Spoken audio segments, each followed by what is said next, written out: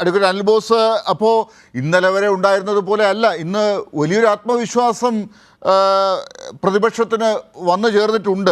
അത് എന്തായാലും നമുക്കത് മാറ്റി പറയാൻ സാധിക്കുന്നതല്ല. താങ്കൾ ഇടയ്ക്ക് സൂചിപ്പിച്ച ചില കണക്കുകളൊക്കെ ഉണ്ട്. വലിയ ഭൂരിപക്ഷം ഇന്ത്യ സഖ്യത്തിന് കിട്ടാൻ പോകുന്നു എന്നൊക്കെ ദിവസങ്ങൾക്ക് മുമ്പ് താങ്കളൊക്കെ പറഞ്ഞപ്പോൾ ചിരിച്ചവരുണ്ട്. പക്ഷേ ഇന്നിപ്പോൾ അരവിന്ദ് കെജ്രിവാളിൻ്റെ വരവോടുകൂടി അതൊക്കെ ചിലപ്പോൾ നടന്നേക്കാം എന്ന് രാജ്യം ചിന്തിച്ചു തുടങ്ങിയിട്ടുണ്ട്.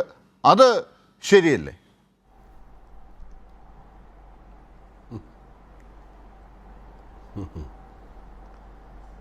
ഈ കാര്യങ്ങളുടെ അവതരണം എനിക്ക് വളരെ ഭംഗിയായി ഇഷ്ടപ്പെട്ടു. ആങ്കർ എന്നുള്ള നിലയിൽ ലാലിൻ്റെ പെർഫോമൻസ് വളരെ നന്നായി, ഒപ്പം അനിൽകുമാറിൻ്റെ പ്രതികരണവും വളരെ നന്നായി. നമ്മളെന്തായാലും വലിയൊരു ലക്ഷ്യത്തിലേക്ക് നീങ്ങുകയാണ്.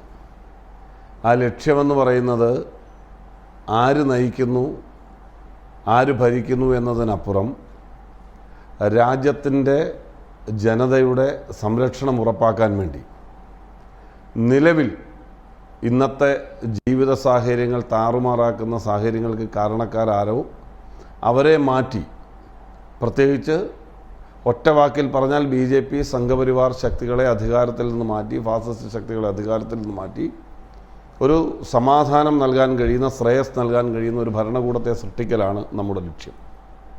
ആ ലക്ഷ്യം 2019 നമുക്ക് നടക്കാതെ പോയത് കൂടിയാലോചനകളുടെ കുറവ്, മുന്നണി എന്നുള്ള നിലയിലുള്ള ഒരു ഇന്നത്തെ പോലെ ഒരു സംവിധാനം നമുക്കുണ്ടാക്കാൻ കഴിയാതെ വന്നു.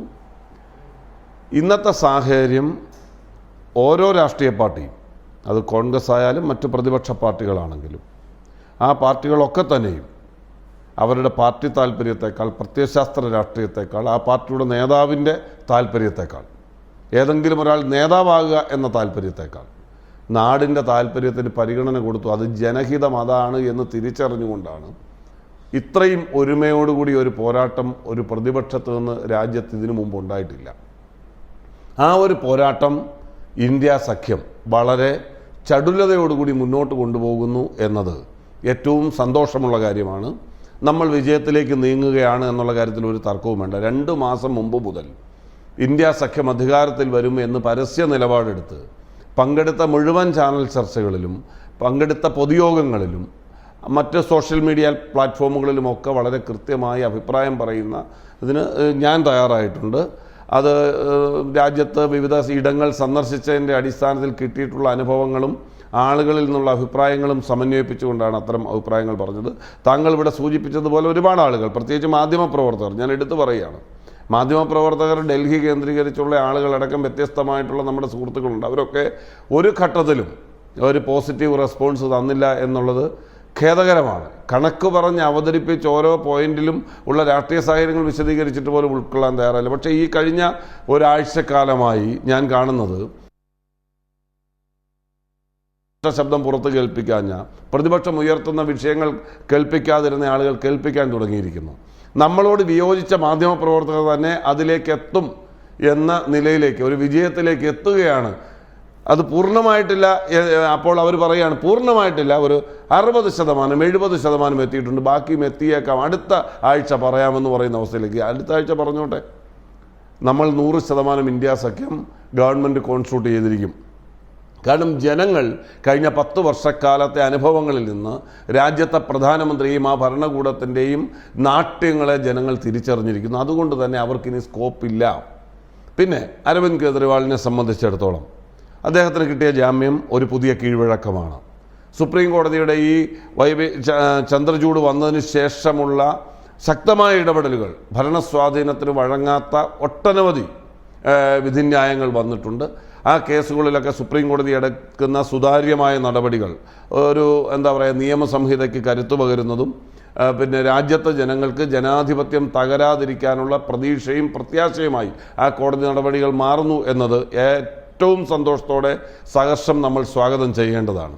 പിന്നെ അരവിന്ദ് കെജ്രിവാളിനെ പോലെ പ്രതിപക്ഷത്തുള്ള ഒരു മുഖ്യമന്ത്രി, ആ മുഖ്യമന്ത്രിയെ 2 വർഷം മുമ്പുള്ള പരാതിയിൽ ഇത്രയും കാലം അറസ്റ്റ് ചെയ്യാതെ ആസൂത്രിതമായി തെരഞ്ഞെടുപ്പിൻ്റെ സന്ദർഭത്തിൽ അറസ്റ്റ് ചെയ്തതാണ് നമ്മൾ ചലഞ്ച് ചെയ്യുന്നത്.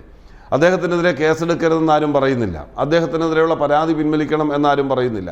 അദ്ദേഹം അല്ലെങ്കിൽ ഏതെങ്കിലും കോൺഗ്രസ് നേതാവിനെതിരെ ആക്ഷേപമുണ്ടെങ്കിൽ ആ കേസ് നടത്തരുതെന്ന് നമ്മളാരും പറയുന്നില്ല. പക്ഷേ ബോധപൂർവം ഒരു തെരഞ്ഞെടുപ്പിൻ്റെ സന്ദർഭത്തിൽ 2 വർഷം ചമ്രം പടഞ്ഞിരുന്നതിന് ശേഷം വന്നിട്ട് അദ്ദേഹത്തെ അറസ്റ്റ് ചെയ്ത് അദ്ദേഹം ഒരു പ്രതിപക്ഷത്തെ, പ്രത്യേകിച്ച് 2 സംസ്ഥാനം ഭരിക്കുന്ന പാർട്ടിയുടെ ദേശീയ കൺവീനറാണ്. അങ്ങനെ ഒരാളെ ഒരു തെരഞ്ഞെടുപ്പിൻ്റെ മുഖ്യധാരയിൽ നിന്ന് മാറ്റുന്ന രാഷ്ട്രീയത്തോട് എന്തിൻ്റെ പേരിലായാലും അംഗീകരിക്കാൻ കഴിയില്ല. അത് സഖ്യവും ഇന്ത്യയിലെ ജനങ്ങളും അത് ഇഷ്ടപ്പെടില്ല, അത് അംഗീകരിക്കില്ല.